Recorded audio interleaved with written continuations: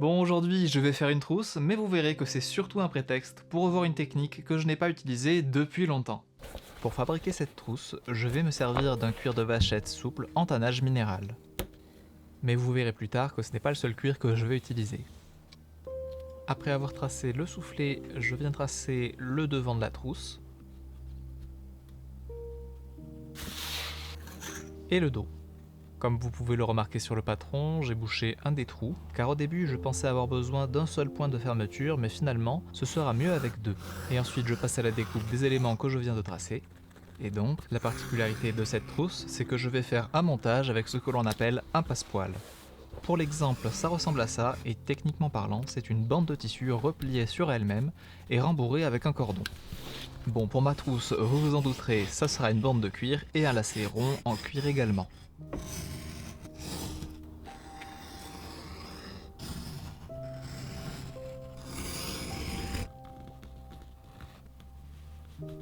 Et maintenant, je vais découper des renforts dans un autre cuir pour rigidifier certains endroits.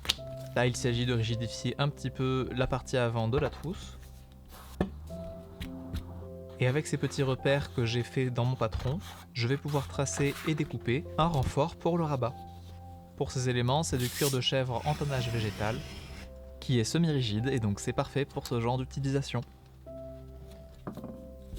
Ici par contre c'est toujours du tannage végétal mais en cuir de vachette, qui est beaucoup plus épais et encore plus rigide, de manière à éviter les déformations sur les bords de la trousse. Ensuite je pars sur un cuir d'un marron un peu plus sombre pour découper deux lanières qui serviront à la fabrication du passepoil. Concrètement, il va falloir que je replie ces lanières sur elles-mêmes en y intégrant un lacet rond au milieu. Mais juste avant, il va falloir les refendre et parer tous les éléments qui en ont besoin.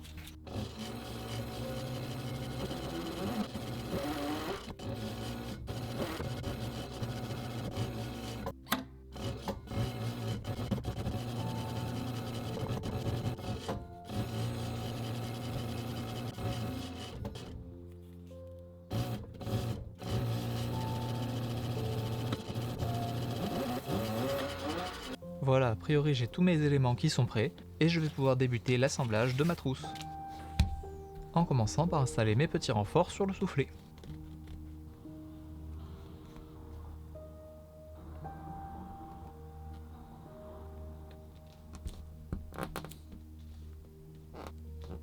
Ensuite je colle le renfort sur l'avant de la trousse.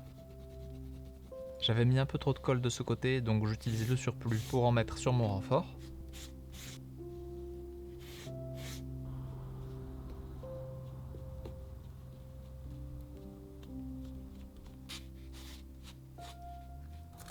Donc je vais pouvoir maintenant coller ce morceau de cuir.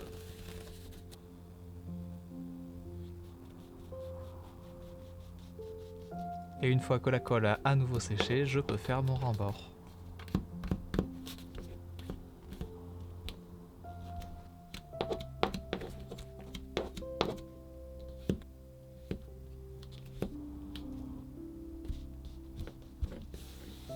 Et voilà pour l'avant de la trousse. Pour le dos, je commence par découper la délimitation entre ce qui va être cousu avec le soufflet et le rembord du rabat.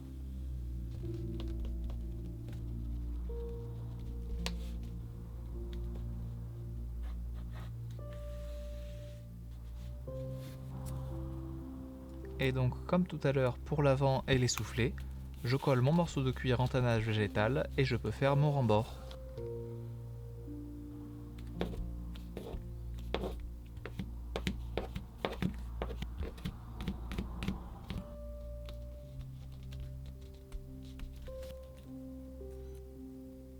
Pour les arrondis, j'utilise une alène pointue, ce qui me permet d'être beaucoup plus précis.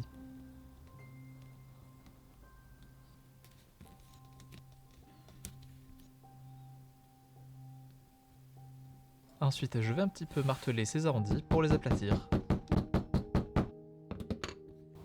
Ensuite, il faut s'occuper des passepoils. Et je commence alors par découper les lanières et les lacets à la bonne longueur. Ensuite, il faut évidemment que j'applique de la colle sur toute la surface.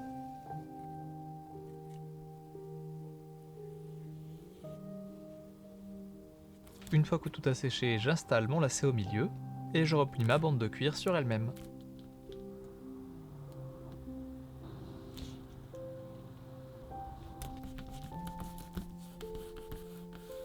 Cette fois-ci tout est prêt et je vais pouvoir passer à la machine à coudre pour coudre les rembords avant le montage final.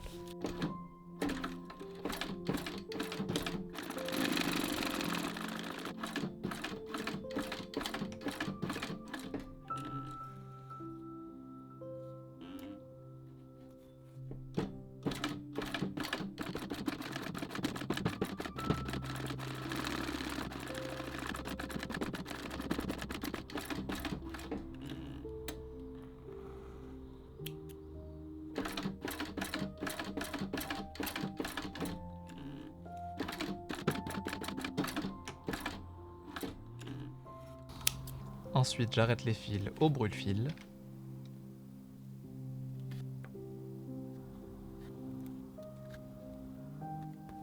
Et maintenant que ces coutures sont faites, place à l'assemblage. Alors pour un simple assemblage en piqué retourné, normalement, il suffit de coudre à l'envers pour que la couture soit invisible une fois que la trousse ou le sac est retourné. Et dans ce cas, l'usage de colle n'est pas absolument nécessaire. Mais ici, il faudrait intégrer le passepoil au moment de la couture à l'aide d'un pied presseur spécialement conçu pour cet usage. Sauf que moi je n'ai pas ce pied presseur, ce qui m'oblige à tout coller avant et à faire beaucoup plus attention au moment de la couture. Comme d'habitude, si vous êtes encore ici à ce stade de la vidéo, c'est qu'a priori elle vous plaît. Alors n'hésitez pas à mettre un like et à vous abonner si ce n'est pas déjà fait pour ne pas rater les prochaines sorties et soutenir mon travail. Si vous regardez bien, à chaque bout du passepoil, je le replie légèrement vers l'intérieur, ce qui fera une finition beaucoup plus propre une fois que la trousse sera retournée.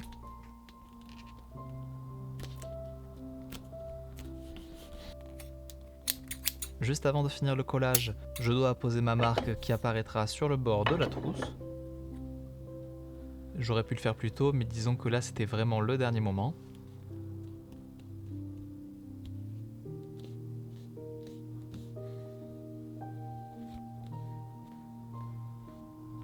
Au début, c'était prévu que je mette en vente cette trousse sur ma boutique en ligne, mais elle a quelques défauts qui ne se voient pas forcément sur la vidéo, alors ce sera pour une autre fois. Mais si vous souhaitez aller voir mes autres créations, n'hésitez pas à faire un tour sur iflam.com, je vous mets le lien en description.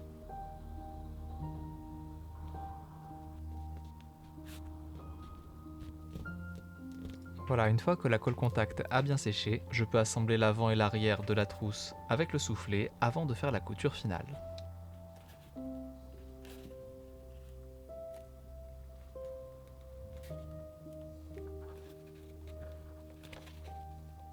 Par précaution et jusqu'à ce que ce soit cousu, je mets quelques pinces aux endroits où ça tire le plus pour éviter les mauvaises surprises.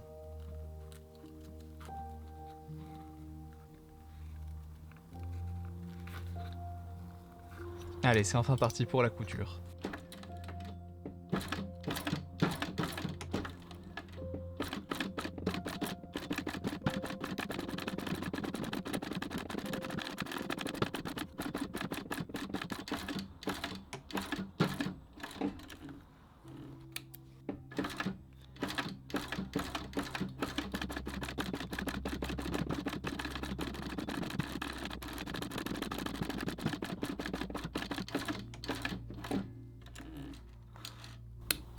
Ensuite, j'arrête les fils. Et je peux désormais retourner la trousse pour faire les finitions. Et pour qu'elle prenne bien sa forme, je vais marteler tous les angles.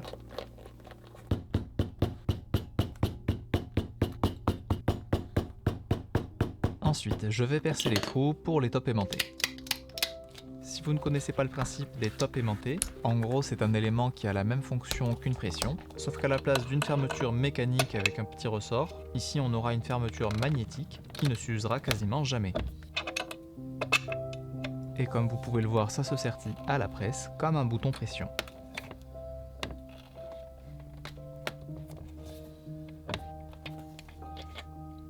Et voilà la trousse qui est finie. Donc ici, vu la souplesse du cuir, vous comprenez pourquoi j'ai rajouté des renforts un peu partout, et également à quoi sert le passepoil, puisqu'effectivement il me permet de rajouter de la tenue à ma trousse, bien que le cuir soit souple.